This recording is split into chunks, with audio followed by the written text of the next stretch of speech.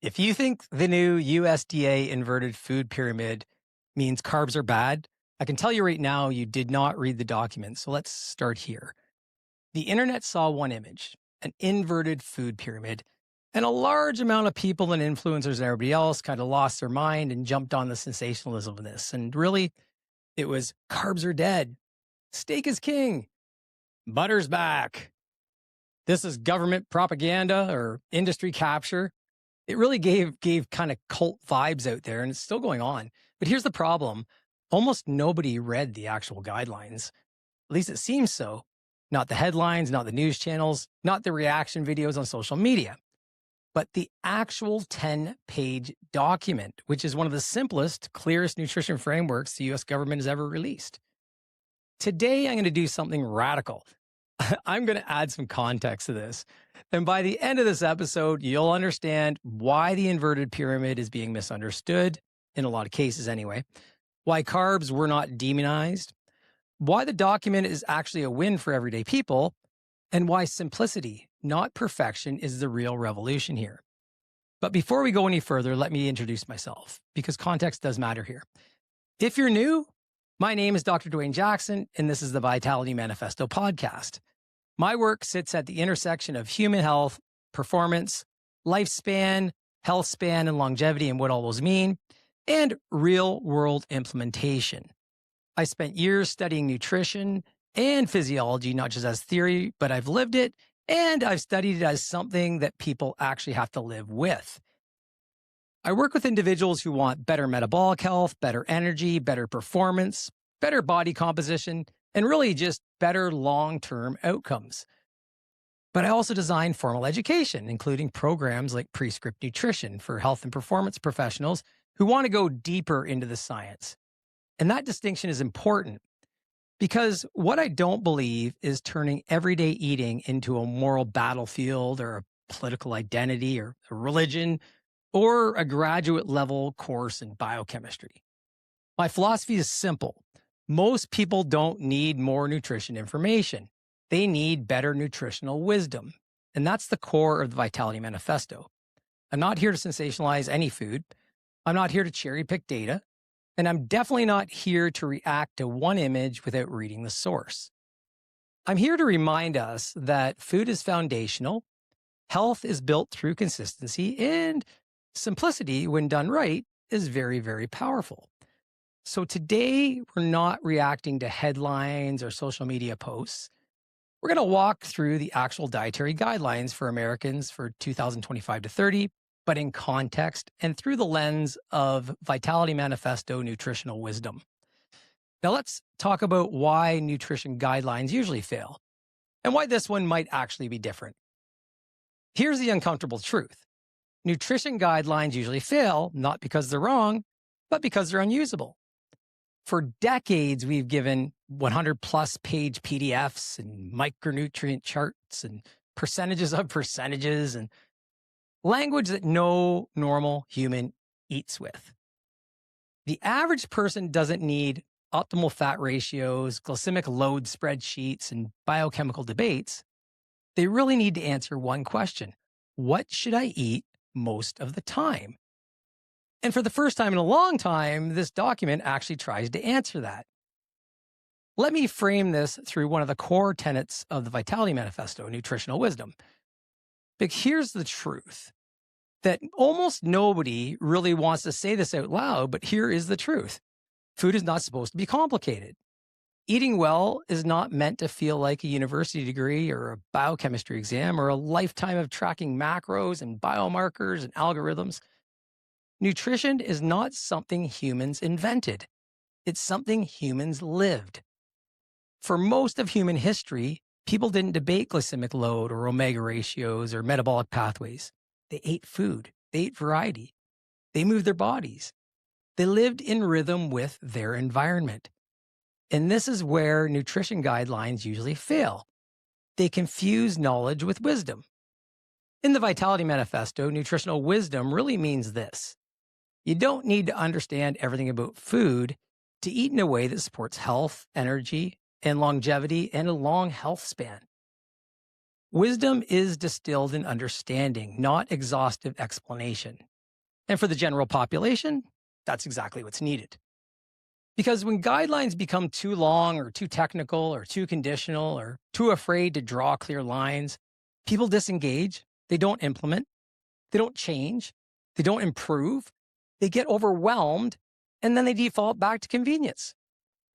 Now, this is important because we need to know where the deeper knowledge belongs. Now, this doesn't mean that deeper nutrition science doesn't matter. Obviously, I'd be shooting myself in the foot. It absolutely does. But deep mechanistic understanding belongs in structured education, formalized courses, certifications, professional training. That's exactly what programs like Prescript Nutrition are designed for. Health professionals, coaches, performance-focused individuals, people who want to go deeper. That's where we analyze metabolic individuality, performance optimization, clinical nuance, adaptive strategies. But that is not what the general population needs to survive and thrive. Most people don't need mastery. They need clarity.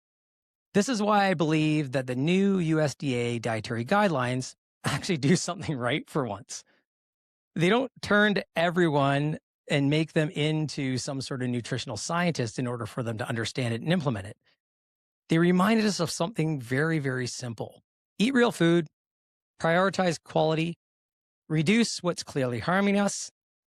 And really, the document is short, readable, repetitive in a good way. And the framework based that it's around is really more rule. It's not rule obsessed so much, but it's more so a framework that the average person can implement. It doesn't ask the average person to calculate macros. It doesn't, count grams obsessively. It doesn't decode conflicting messages. It just gives some wisdom, not overload. And that's good. So that's nutritional wisdom in action, I think. And let's address this elephant in the room, really, because that's probably the biggest thing to do. The image. So, all right, this is the image that set the internet on fire so far. I'm going to share it with you on my other screen here. So here it is here. And stay with me, folks, because in about 10 minutes, I'm going to show you in a single sentence in this document that makes this whole controversy fall apart of why this is, a bad thing. So this is the inverted food pyramid from the 2025-2030 Dietary Guidelines for Americans. And if this is all you look at without context, I understand why people reacted the way they did. But here's what I want you to notice first. Every major food group is still here.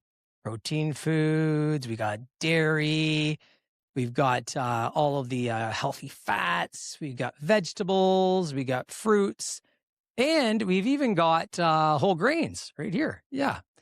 And yes, there is an inverted pyramid. No, it's not saying don't eat carbs.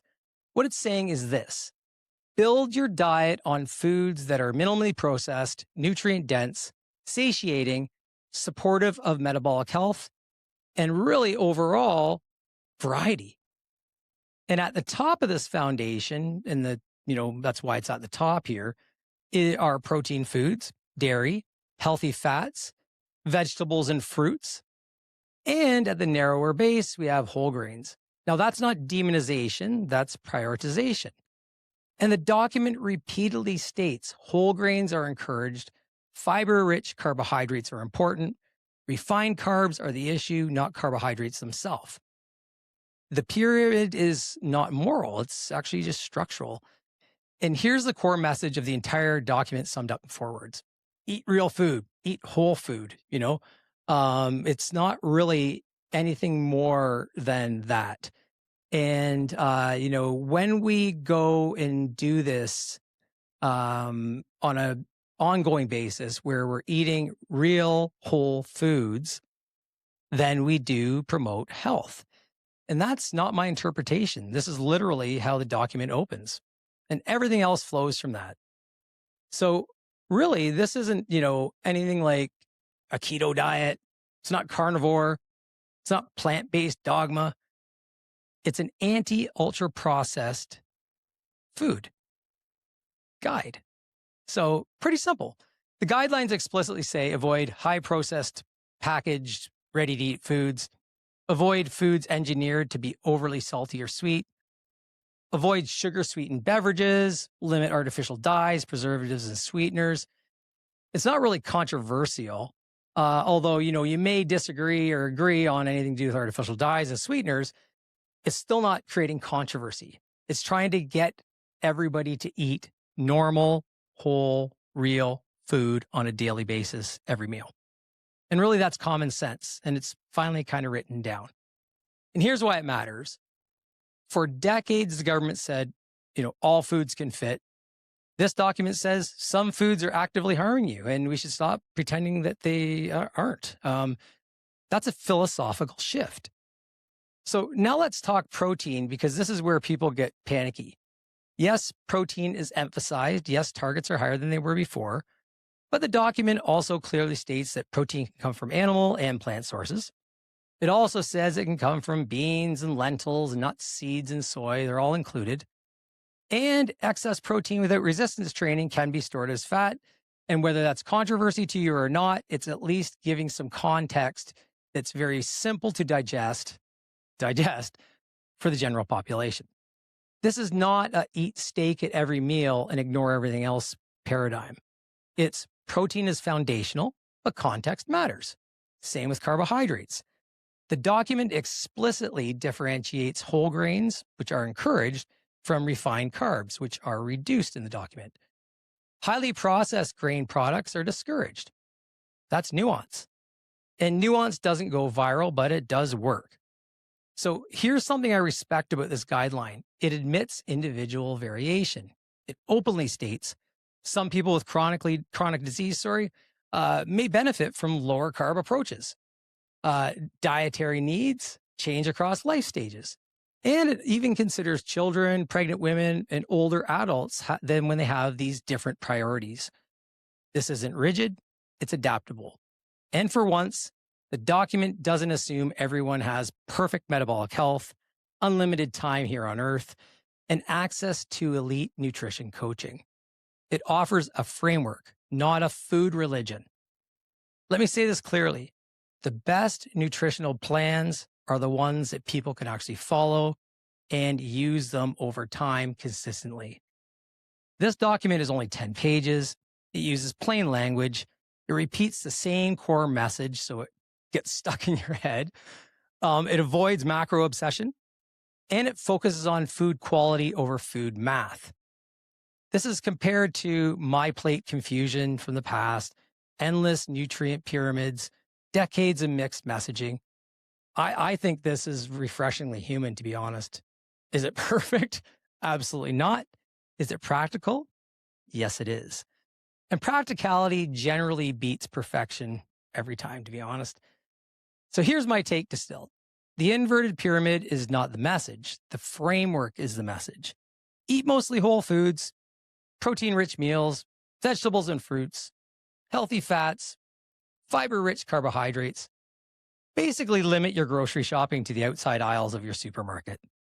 Avoid mostly ultra-processed food, liquid sugars, artificial additives, engineered hyper-palatable snacks.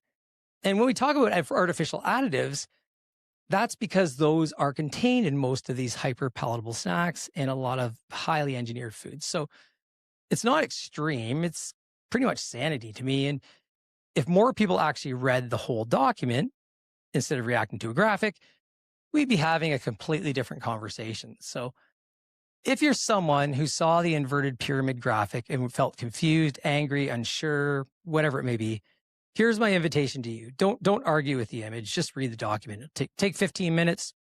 Don't just listen to a podcast. Don't listen to a YouTube breakdown. Don't look at Instagram and try to find someone talking about it. Just the 10-page guideline itself. Because when you read it in full, you'll realize pretty quickly that carbohydrates weren't demonized in it. Whole grains are still encouraged, so fiber really does matter. Context matters over these visuals when you see this. And the framework is far more reasonable than the internet made it seem, at least for some. This isn't about perfection. It's not about extremes, and it's not about ideology. It's just about restoring nutritional wisdom so food can return to being what it was actually meant to be, a way of life, not a lifelong argument. So before you go, if this episode added any clarity or shifted on you on any way how you see the conversation around nutrition, please hit the like button. And if it helps, if you can, and it helps more, share this, because this message needs to reach more people who are honestly trying to get healthier and they just are confused. Please subscribe to the channel if you want more conversations rooted in evidence, context, and practical wisdom, not reactionary takes. And I genuinely want to hear from you in the comments. Do you agree or disagree with the new dietary guidelines? Do you disagree or agree with me? Do you think the inverted pyramid helps, hurts, or, does nothing for public understanding? But here's my ask in the spirit of healthy discussion. Please read the actual 10-page guideline first. It's really, really easy. It's clear, it's simple, and it's linked down below. And let's raise the level of conversation, less outrage, more understanding, better health for everyone.